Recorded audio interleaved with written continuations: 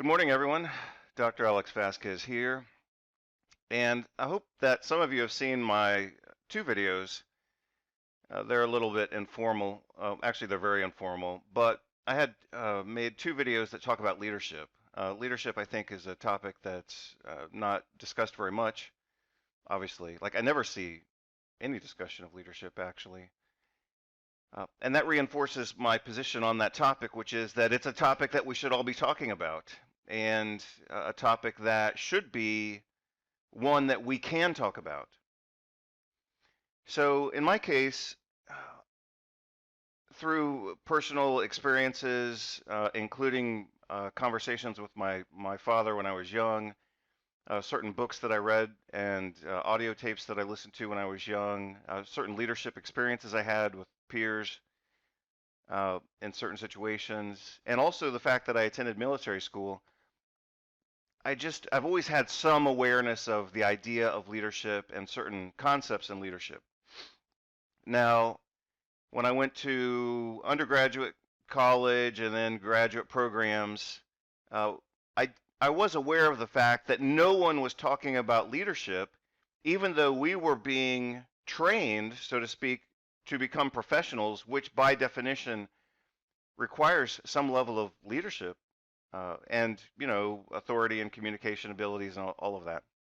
We weren't uh, given any conversation on leadership or anything like that. So, for example, as medical doctors, we are supposed to work with our patients and guide them and lead them to the appropriate decisions, not manipulate them into the decisions that we want, but help guide them to appropriate decisions for their own health. That requires a conversation. Kids don't just study anatomy and biochemistry and pharmacology and then understand how to communicate and how to lead people to appropriate decisions. That's just one example. That's just one example of the lack of leadership education, but it's also one example of one type of leadership. So different types of leadership are appropriate in different situations. However, all leadership has certain common characteristics.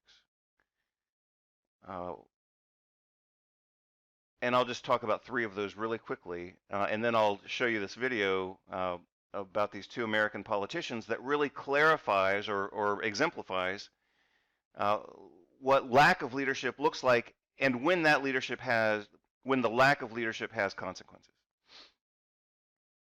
So let's just say leadership has at least three components. I've talked about two of these before in my other videos. One is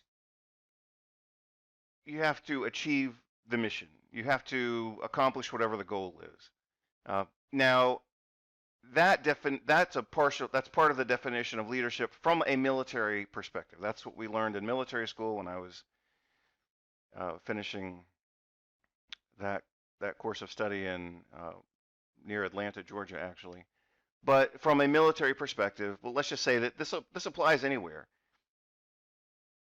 The mission has to be, first of all, defined, and second of all, achieved, and third of all, within a context that preserves and protects the people who are achieving that mission. So what we learned in military school, for example, is that two characteristics of leadership are achieving the mission and welfare of the men. Now, in a military standpoint, it would be in that order: achieving the mission, welfare of the men.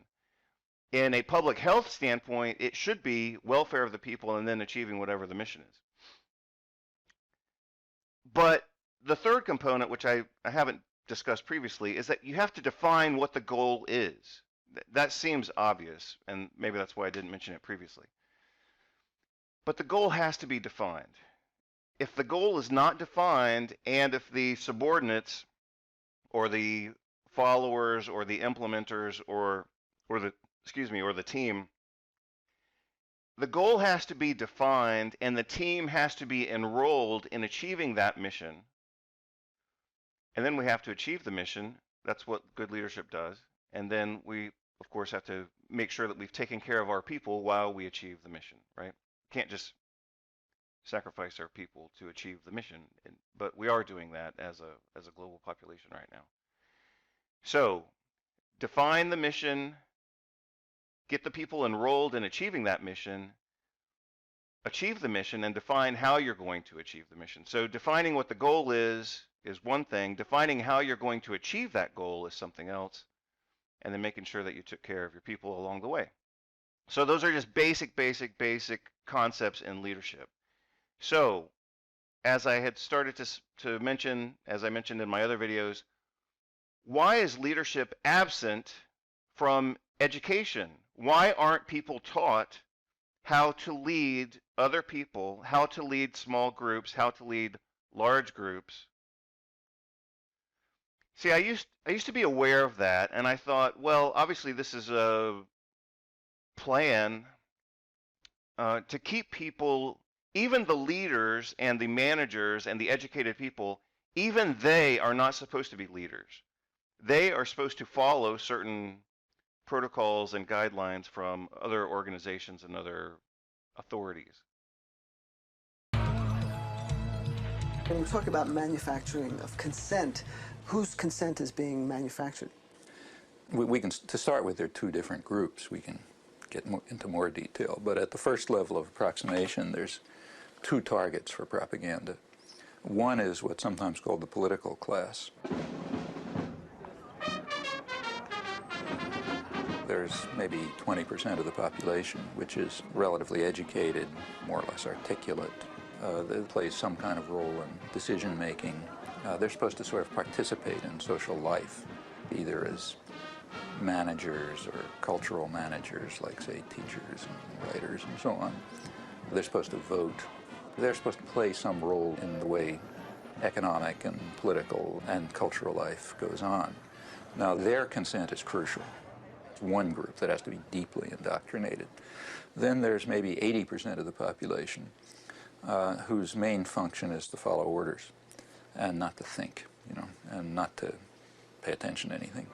And they're the ones who usually pay the costs. That's part of my point. The absence of leadership training in graduate education obviously states that we don't want to train people to be leaders. We want them to be managers and implement the rules that are created by other people. That's one of my critiques. That's how it occurred to me for a long time.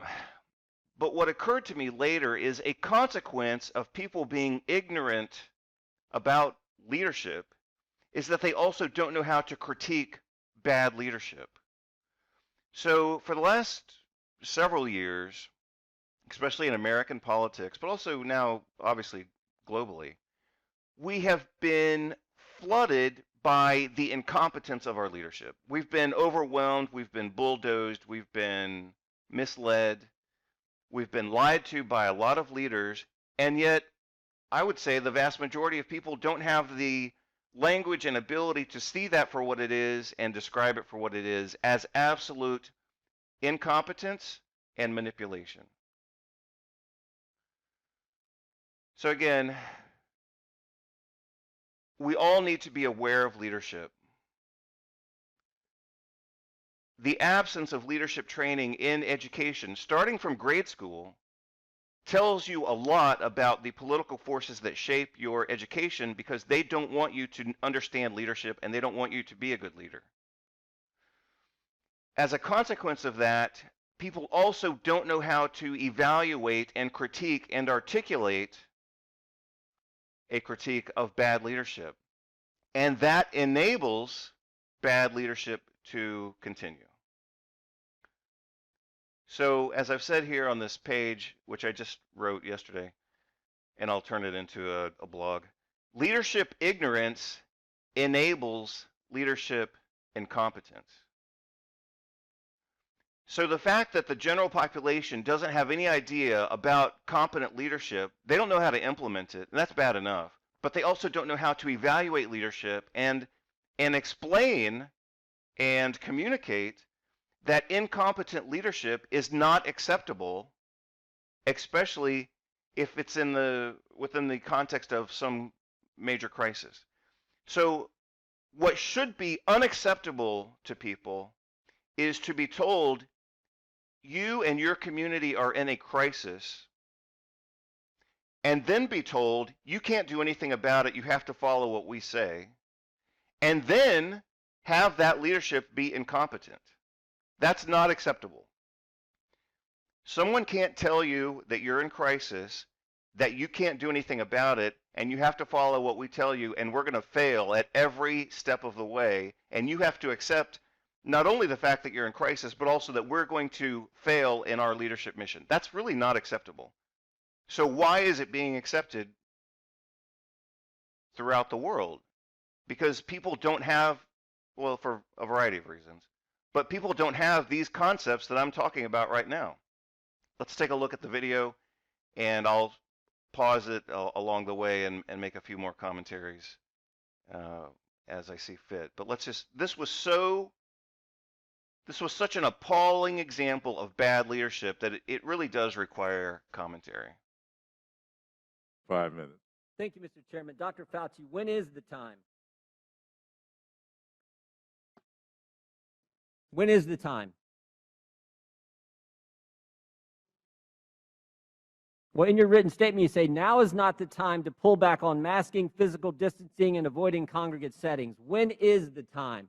When do Americans get their freedom back? Can you put your microphone on, please? Sorry. So let me just comment on that.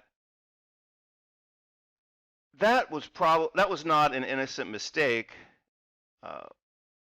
and that was actually, in my opinion, somewhat revealing. And I don't want to overread into people's errors and things like that. But when a professional politician is addressing a political body in a this is very formal. I mean, this is not a casual event. He's being called before the politicians which have been elected. He has not, Fauci has not been elected. Fauci, Fauci. So, what kind of an imbecile is called to address? What kind of a buffoon is called to address a political body and doesn't turn his microphone on and doesn't even have the awareness that he's not being heard? I mean, that's just stupid.